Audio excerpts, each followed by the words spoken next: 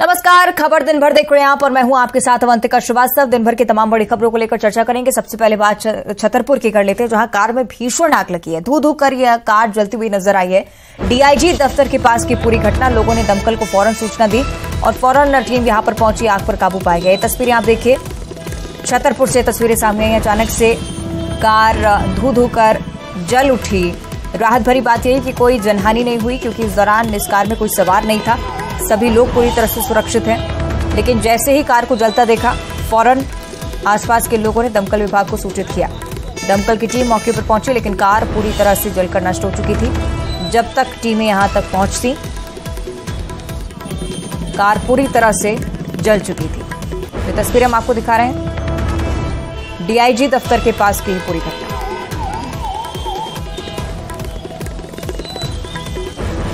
तो किस वजह से इस कार में आग लगी, अभी तक स्पष्ट नहीं हो पाया है। शॉर्ट सर्किट प्राथमिक तौर पर आशंका, लेकिन इसे लेकर भी जांच की जा रही है। आगे बढ़ते हैं, रायपुर से अगली बड़ी खबर, जहां प्रियदर्शनी बैंक घोटाले को लेकर लगातार तूल पकड़ता जा रहा है मामला। मुख्य आरोपी ने कई राज खोले हैं। बैंक बंद होने के बाद बोगस एफडीआर दिया गया, 16 फर्मों को राशि ट्रांसफर की गई थी। अब फर्म संचालकों से भी पूछताछ होगी। 54 करोड़ घोटाले की जांच अब फिलहाल की जा रही है। मुख्य आरोपी की तरफ से पूछताछ में कई बड़े खुलासे। बैंक बंद होने के बाद भी ये तमाम कार्य किए जाते थे। बोगस एफडीआर बैंक बंद होने के बाद दिया गया। 16 ऐसी फर्में जिनकी राशि का ट्रांसफर किया गया था। फर्म संचालकों से भी अब पूछताछ की जानी है। 54 करोड़ का घोटाला हुआ था, बहुत बड़ा मामला, और उसे लेकर ही मुख्य आरोपी से जब पूछताछ की गई तो उमेश सिन्हा ने कई सारे राज उगले हैं। बैंक बंद होने के बाद बोगस एफडीआर बनाना हो या फर्मों को राशि ट्रांसफर की गई हो, ये तमाम डिटेल्स पूछताछ में फिलहाल सामने आई हैं। और अब ये माना जा रहा है कि जो कार्रवाई का दायरा है आगे बढ़ेगा। फर्मों के संचालकों के खिलाफ भी पुलिस अब एक्शन ले सकती है। हो सकता है कि उनसे भी आगे पूछताछ हो, शिकंजा कसा जाए। 54 करोड़ के घोटाले का ये पूरा मामला, प्रियदर्शनी बैंक घोटाला, इसे लेकर लगातार पुलिस कार्रवाई करती हुई। उमेश सिन्हा मुख्य आरोपी, जिससे पूछताछ की लगातार सूचनाएं सामने आती हैं। फिलहाल पूछताछ में कई बड़े खुलासे। फर्म संचालकों से पूछताछ की कहीं ना कहीं आशंका। सही कि युगल हमारे साथ जुड़ रहे हैं। युगल, कार्रवाई का दायरा आगे बढ़ने वाला है। देखिए अवंतिका, 54 करोड़ का ये पूरा घोटाला था और जिस तरह से मुख्य आरोपी है उमेश सिन्हा, उससे पूछताछ की जा रही है।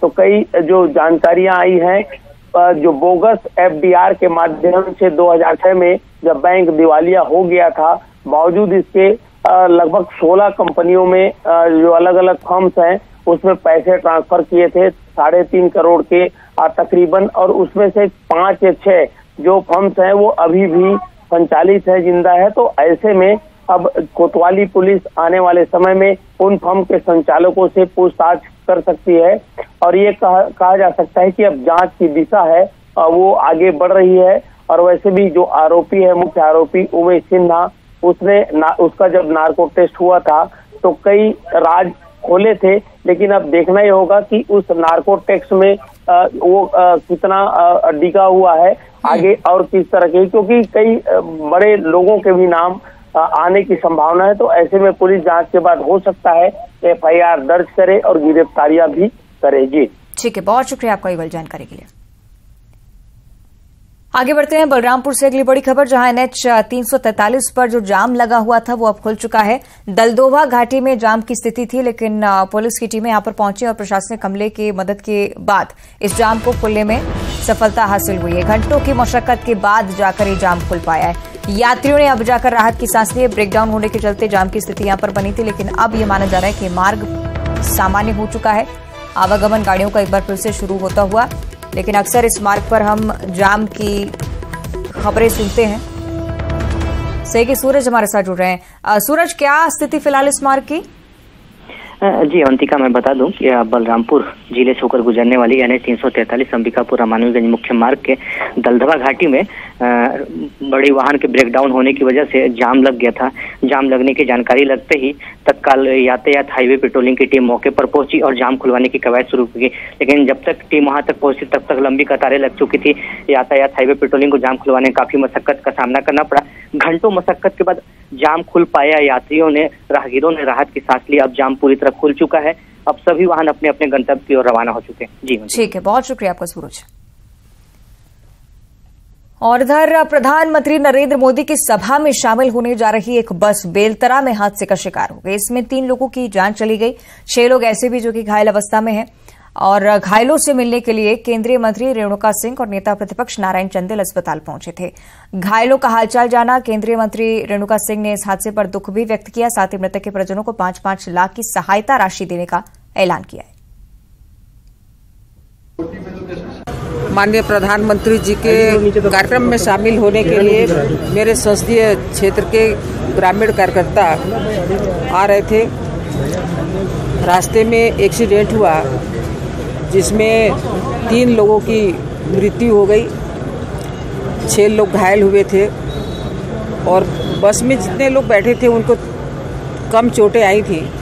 भारतीय जनता पार्टी अपनी ओर से 5-5 लाख रुपए की घोषणा की है। और इसके साथ साथ मैं आप सब मीडिया के सामने भी ये कहना चाह रही हूँ कि इनके इलाज में जो भी खर्च आएगा, इलाज जहाँ भी होगा, चाहे रायपुर हो, दिल्ली के बाहर हो, उन्हें उचित इलाज दिया जाएगा। बहुत ही दुर्भाग्यपूर्ण घटना, दुखद घटना घटित हुई आज सुबेरे करीब 4 बजे के आसपास बेलतरा के करीब।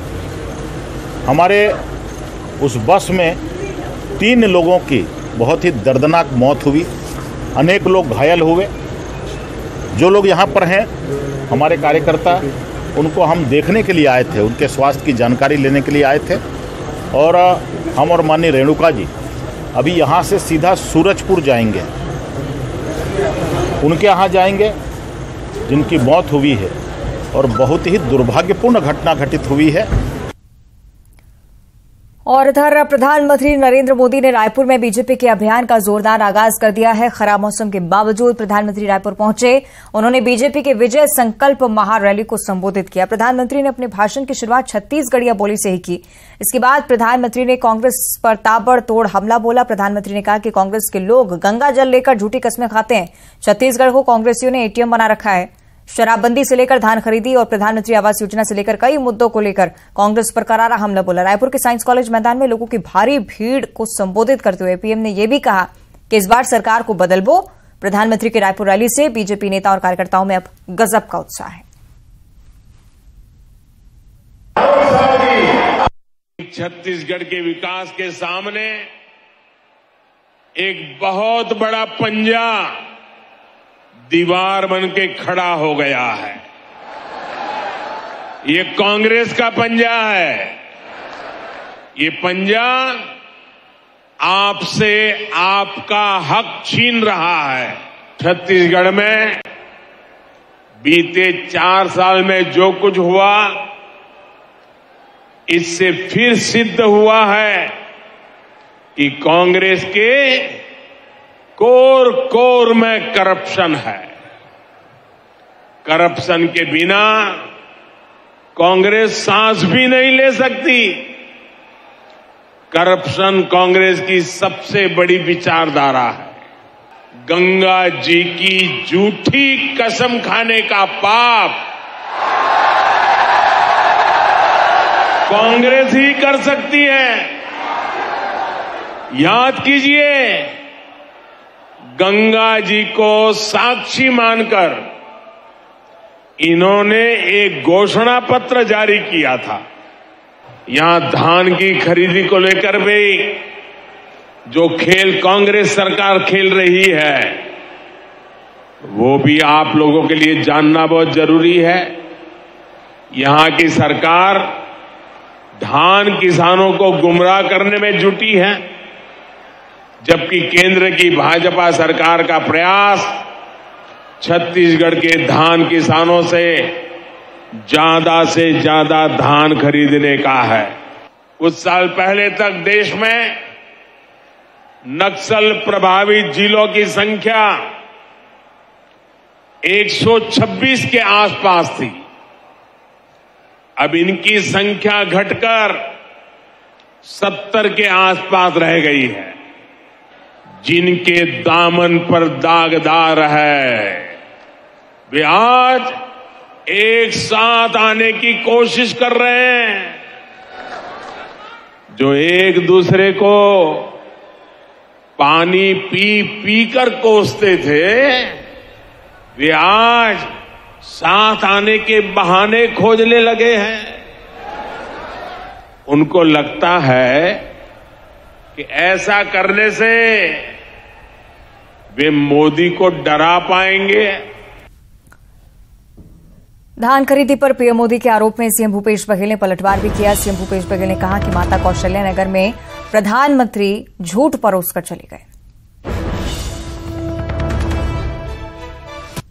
2006-07 में जब यूपीए सरकार के समय जो स्वीकृत कार्य हैं उसका लोकार्पण करके वो गए हैं, और लेकिन सबसे ज्यादा वो झूठ बोल के गए हैं। पहली बात यह है जो अमित शाह जी झूठ बोले थे कि धान खरीदी केंद्र सरकार के पैसे से होती है, आज मोदी जी फिर वही झूठ बोल के गए हैं। जबकि सब जानते हैं कि राज्य सरकार धान खरीदी करती है, लोन लेती है, किसानों को पैसा देती है। अन्यथा ये घोषणा कर दे कि जैसे पंजाब में एफसीआई के माध्यम से खरीदी होती है धान की, उसी प्रकार से छत्तीसगढ़ में एक एक दाना धान की खरीदी होगी। और रायपुर से अगली बड़ी खबर, जहां कांग्रेस ने बीजेपी पर एक बार फिर से निशाना साधा है। पीएम मोदी के दौरे को लेकर निशाना साधा गया। पीसीसी चीफ मोहन मरकाम का बयान सामने आया है।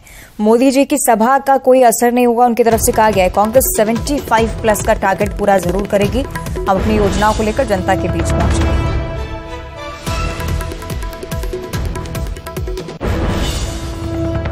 और जगदलपुर में वरिष्ठ कांग्रेस नेता नंद कुमार साय ने बीजेपी पर तीखा हमला बोला। नंद कुमार साय ने कहा कि बीजेपी ने भगवान राम और माता कौशल्या को भुला दिया था।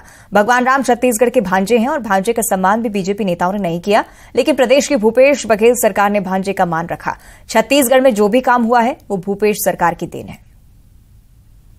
नहीं, आदिवासियों के पक्ष में काम यहाँ हो रहा था, लेकिन छत्तीसगढ़ के पक्ष में तो नहीं हो रहा था। राम को आप कहाँ रखे थे? बीजेपी का तो धरोहर था।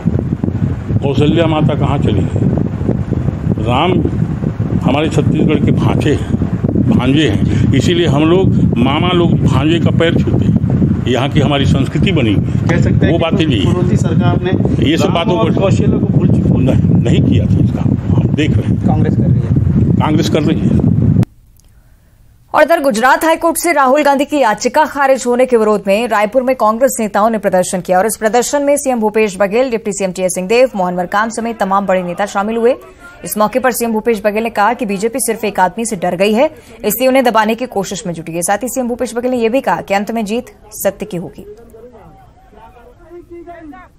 वो शासकीय बंगला था, उससे भी खाली करा दिया। एक आदमी से डर रहे हैं, एक आदमी, वो श्री राहुल गांधी। यही हाल अंग्रेजों का था, वो भी एक ही आदमी से डरते थे, मोहनदास करमचंद गांधी, महात्मा गांधी। तो आज राहुल जी के साथ जितना उसे दबाने की कोशिश करेंगे, जितना रोकने की कोशिश करेंगे, हिंदुस्तान की जनता लोकतंत्र में विश्वास करती है और करोड़ों करोड़ जनता है वो राहुल जी के साथ है, कांग्रेस के साथ है। क्योंकि राहुल जी गरीबों की बात करते हैं, नौजवानों की बात करते हैं, किसानों की बात करते हैं, महिलाओं के उत्थान की बात करते हैं, तो जनता की बात करते हैं, और यही बात तो पसंद नहीं है। अंतिम जीत सत्य की होगी, इस बात पे हम लोग विश्वास करते हैं। और राहुल जी के साथ हम लोग उनके पीछे करोड़ों करोड़ों हिंदुस्तानी, करोड़ों करोड़ कांग्रेस के कार्यकर्ता खड़े हैं। और जैसा कि अभी हमारे यादव जी ने नारा लगाया कि लड़ेंगे, तो इसमें हमको रुकना नहीं है, थकना नहीं है। आदरणीय साथियों, मुख्यमंत्री भूपेश बघेल कल अंबिकापुर पहुंच रहे हैं। यहां पर सरगुजा के गंगापुर में बन रहे मेडिकल कॉलेज का लोकार्पण वो करने वाले हैं। इस दौरान उप मुख्यमंत्री टीएस सिंहदेव, गृह मंत्री ताम्रध्वज साहू, खाद्य मंत्री अमरजीत भगत मौजूद रहेंगे। सीएम बघेल अंबिकापुर में बूथ चलो अभियान की भी शुरुआत करेंगे। और इसके साथ ही एक सम्मेलन का भी आयोजन, जिसमें बूथ कमेटी के प्रभारी, ब्लॉक और जिला स्तर के पदाधिकारी समेत कार्यकारिणी सदस्य मौजूद रहेंगे। माननीय मुख्यमंत्री के कर कमलों से इसका लोकार्पण होगा, जिसमें माननीय स्वास्थ्य मंत्री उप मुख्यमंत्री श्रद्धेय महाराज साहब टी.एस. बाबा जी, गृह मंत्री ताम्रध्वज साहू जी, खेल साय सिंह जी, प्रेम साय सिंह जी, अमरजीत भगत जी और एवं सभी महत्वपूर्ण गणमान्य जनप्रतिनिधि की उपस्थिति रहेगी। बूथ मैनेजमेंट का काम देखने आए रहे। बूथ चलो अभियान है, उसमें सभी विधायक, मंत्री, मुख्यमंत्री जी का अलग अलग क्षेत्र में ड्यूटी लगा है। साथ में कल कई शासकीय कार्यक्रम भी है, मेडिकल कॉलेज का उद्घाटन है। और इधर नेता प्रतिपक्ष गोविंद सिंह ने रावतपुरा धाम के महंत रविशंकर महाराज पर निशाना साधते हुए कहा कि रविशंकर महाराज बाबा नहीं व्यापारी हैं। गोविंद सिंह ने कहा कि चुनाव के बाद बाबा अपनी छीछा लेकर कराएंगे और अब वीडियो सोशल मीडिया पर उनका लगातार वायरल हो रहा है।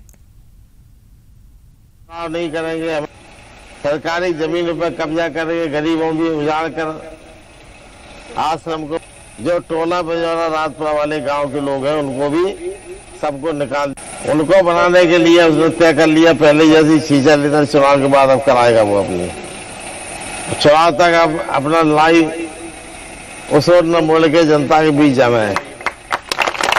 चुनाव के बाद जे बाबा ने जितने कृत्य किए हैं, सरकारी जमीन पर कब्जा करके गरीबों भी उजाड़ कर आश्रम को विस्तार किया है, या नहीं हरियाणा, पंजाब, छत्तीसगढ़, बंगाल में आश्रम बन गए, चित्रकूट बन गए। आखिर ये पैसा कहां से आया? कोई पेड़ है? और इसी के साथ खबर दिन भर में इतना ही। नमस्कार।